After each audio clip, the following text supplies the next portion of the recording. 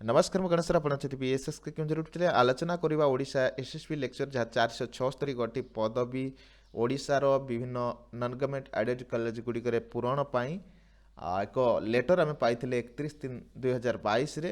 ଆଜି ତାର ବିଧିବଦ୍ଧ ଭାବରେ ଓଡ଼ିଶା ଷ୍ଟେଟ୍ ସିଲେକ୍ସନ୍ ବୋର୍ଡ଼ ପକ୍ଷରୁ ଏକ ବିଜ୍ଞପ୍ତି ଜାରି କରାଯାଇଛି ଖବରକାଗଜ ଗୁଡ଼ିକରେ। ତ ସେ ବିଜ୍ଞପ୍ତି ଦେଖିପାରୁଥିବେ state selection board department of higher education government of Odisha advertisement for the post of lecturers in non government aided college of Odisha ओडिशार नन गवर्नमेंट aided कॉलेज गुड़िकरे लेक्चर पोस्ट को पूरण पाई ये विज्ञप्ति जारी करा जायछि। देखि परथुए 476 post lecturers DP post means direct payment. ये जदियो नन गवर्नमेंट एडेड कॉलेज गुड़िकरे ए रिक्वायरमेंट गवर्नमेंट सालारी मिल डायरेक्ट पेमेंट मिल कौन समस्या ना। तो सब्जेक्ट देखिए हिंदी हिस्ट्री ओडिया है ना, तीन गोटी सब्जेक्ट वैकेंसी आसी। तो कई पिलांकर कमेंट थिला कि सर आउ से प्रकार ये तो तीन गोटी सब्जेक्ट अच्छी आउ बाहर भी करना ही ए वर्ष बाहर भी करना ही आउ जो बाकी सब्जेक्ट रही निश्चिंत यहाँ पर आसीपे ना आसंता वर्ष आसो प्रति वर्ष SSB requirement non government aided college गुड़िक देउछे एणु निजर प्रस्तुति जारी रखु। ठीक अच्छे। तो opening date of online application जहाँ रही 13/4/2022 गोटे पर आपन आवेदन करेंगे। आज हूँ 11/13 रु आवेदन प्रक्रिया आरंभ हो गोटे पर क्लोजिंग डेट देखिपे ऑनलाइन एप्लिकेशन 12/5/2022 12/5/2022 रही। तो मे मासर 12 तारीख पर्यंत आवेदन करेंगे। Eligible candidates are required to visit www.ssbodisha.ac.in for the further details. तो मु विजिट करी तो से प्रकार कौन सी तथ्य ए पर्यंत नहीं, जदियो ए विज्ञप्ति खबर कागज रे आसी आपण मैंने देखिपारे।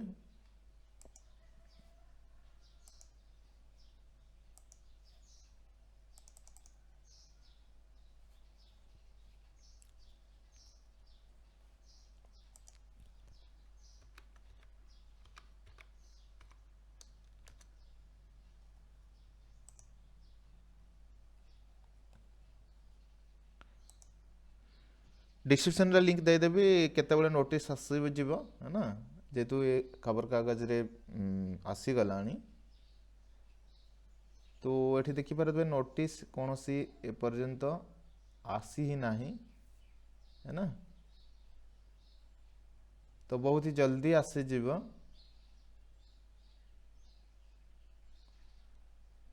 आउ जार जो सब्जेक्ट रही डाउनलोड करें सिलेबस डाउनलोड करें। ठीक अच्छे। आउ से आधार रे निजक प्रस्तुत करेंगे। ओडिया वालेंकर ओडिया रही, हिस्ट्री रही, हिंदी रही है ना। न्यू सिलेबस यही न्यू सिलेबस आधार ही परीक्षा हम। तो वर्तमान देखिए कौन क्राइटेरिया रही, नियम कौन रही।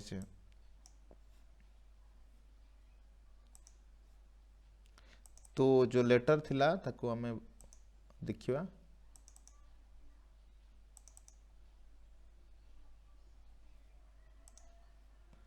तो ये लेटर हमको मिली 31/3/2022 रे से पोस्ट को नहीं। तो क्राइटेरिया ये उल्लेख रही देखिपे ये जो 476 पोस्ट रही डायरेक्ट पेमेंट पोस्ट पे स्केल 44,900 रही। इम्पोर्टाट डेट कथा जहाँ आम देखिले तो एप्लिकेशन फॉर्म आसिले कि आवेदन हम से कथा मुझे कहबी।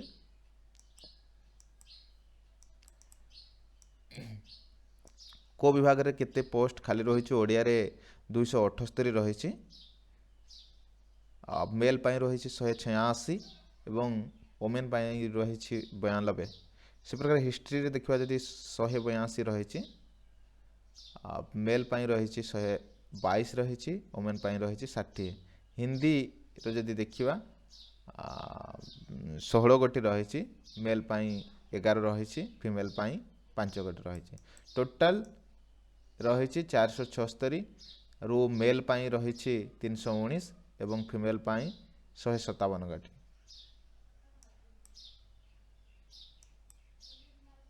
एज लिमिट कथा जदि देखिबा a candidate must have attained the age 21 candidate को 21 वर्ष न्यूनाति न्यून हवा आवश्यक से प्रकार मस्ट नॉट एबव एज 42 42 वर्ष रु अधिक हेई नथिबो आज फर्स्ट डे ऑफ जनवरी 2022 जनवरी 2022 सुधा गोटे कैंडिडेट को 21 वर्ष हेइथिबो 1 जनवरी सुधा है ना आओ 1 जनवरी 2022 सुधा से डेट रे 42 वर्ष रु अधिक हेई नथिबो कैंडिडेट को है ना से एलिजिबल हेबे ठीक अच्छे जदि रिलैक्सेशन कथा देखिबा 5 इयर्स रिलैक्सेशन मिलिबा एसी एसटी एसीबीसी जो माने कैंडिडेट रही एसी एसटी एसीबीसी कैंडिडेट जो माने रही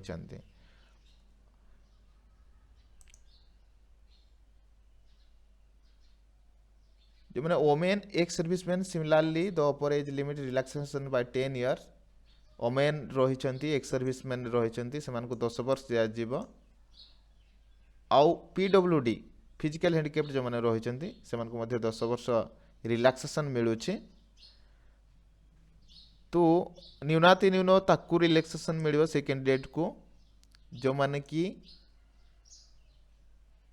40% रु कम हो नथिबे से मानको मिलियो नाही से 40% रु अधिक होइथिबे जो माने हैंडिकैप्टेड 40% रु अधिक थिले मिलिबो 40% रु बिलो थिले रिलैक्सेशन बा रिजर्वेशन मिलिबो नाही है ना जो मैंने भी फिजिकल हैंडिकैप्ड आवेदन करुँच और फिजिकल हैंडिकैप्ड सर्टिफिकेट अच्छी देखो आप केते परसेंट रही जदि 40% रु अधिक रही तो आपको रिजर्वेशन मिल रिलैक्सेशन मिल एजुकेशनल क्वालिफिकेशन कथा जदि आम देखा एजुकेशनल क्वालिफिकेशन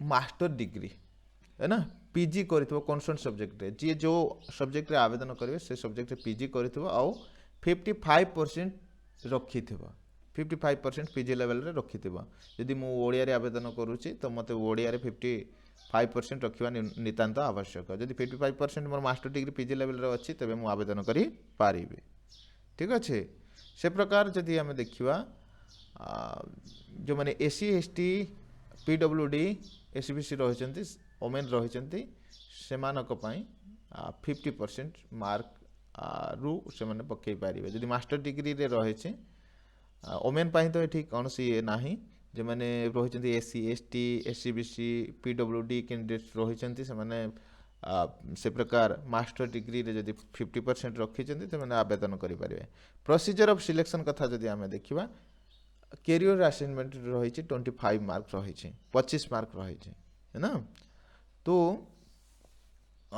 कई पिला से प्रकार कमेंट करती कि सर आमर एमफिल पीएचडी नेट कौन सी ना आम कौन पाइपर कि पाइपर ना तो निश्चिंत जब 55% रही आप एंट्रांस जब भल कर है ना तो देखिए तो मैक्सिमम 25 मार्क पीएचडी रही 25 मार्क 25 मार्क्स है ना एमफिल पीएचडी क्षमता एमफिल जेआरएफ और नेट रही 10 मार्क है ना तो पिलांकर ये कन्फ्यूज रुहे सर आमर एमफिल अच्छी नेट अच्छी आमको कौन 10-10 20 मार्क मिल कि से प्रकार पिला मानकर प्रश्न रही था तो देख छुआ माने जो माने एमफिल जेआरएफ नेट ए प्रकार क्वालिफाई करिछ बा एमफिल क्लियर करिछ तबे तुमको एमफिल नेट दुईटा सारा थिले भी से 10 मार्क मिल गोटे थिले भी से 10 मार्क मिल ठीक अच्छे जदि एमफिल नेट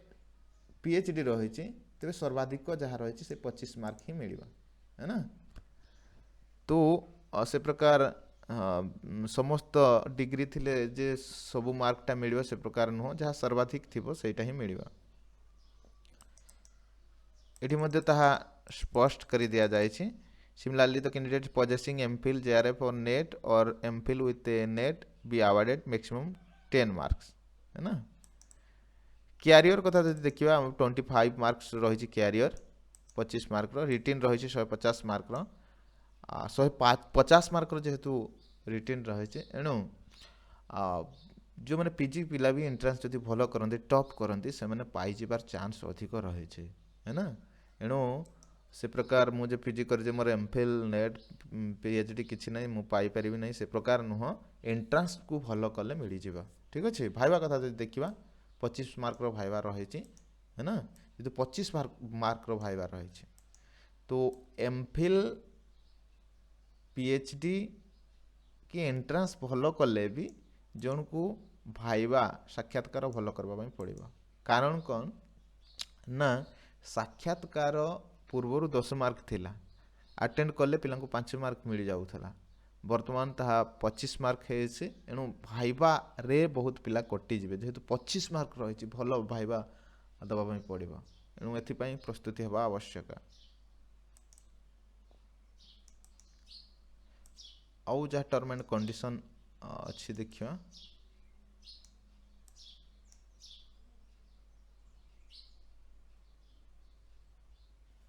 ତ ଦେଖିପାରୁଥିବେ ଏକ୍ଜାମ ସେଣ୍ଟର ରହିଛି ବାଲେଶ୍ୱର, ବ୍ରହ୍ମପୁର, ଭୁବନେଶ୍ୱର, ବଲାଙ୍ଗୀର, କଟକ, ଜୟପୁର, ରାଉରକେଲା, ସମ୍ବଲପୁର ଜୋନ୍ସ है ना। ଏ ପ୍ରକାର ଆପ୍ଲିକେସନ୍ ଫିଜ୍ କଥା ଯଦି ଆମେ ଦେଖିବା ଯାହାକି ନନ୍ ଆଡ଼ଜଷ୍ଟେବୁଲ୍ ନନ୍ ରିଫଣ୍ଡେବୁଲ୍ ଦେବା ପରେ ଫେରସ୍ତ ହେବ ନାହିଁ 500 ଟଙ୍କା ରହିଛି। ଅନ୍ ରିଜର୍ଭ ଜେନେରାଲ କ୍ୟାଟାଗୋରୀ ପାଇଁ ଏସିବିସି କ୍ୟାଟାଗୋରୀ ପାଇଁ ସେ ପ୍ରକାର 200 ଟଙ୍କା ରହିଛି only for the candidates AC S T PWD ଏମାନଙ୍କ ପାଇଁ ରହିଛି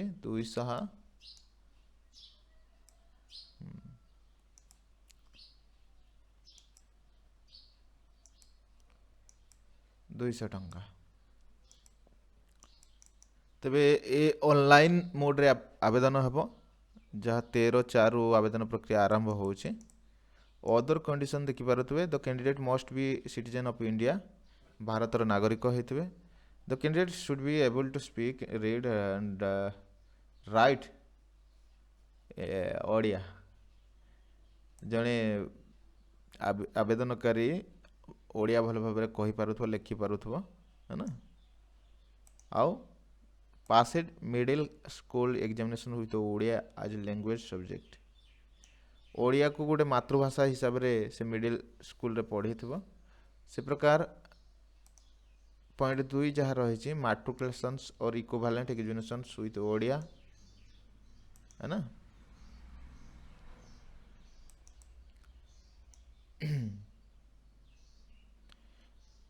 passed in Odia language subject in the final examinations of classes VII or passed a test in Odia in middle English school standard conducted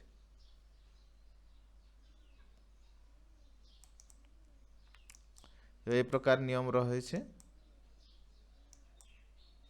तो यहाँ ही सूचना jar भी जो doubt रही निश्चिंत कमेंट करी मते अवगत करेबे। मु लाइव रे सब उपस्थापन करने प्रयास करूली परंतु नेटवर्क प्रोब्लेम हेतु कटिगला। एणु पुणी वीडियो बनवाई प्रयास कले। अस्तु।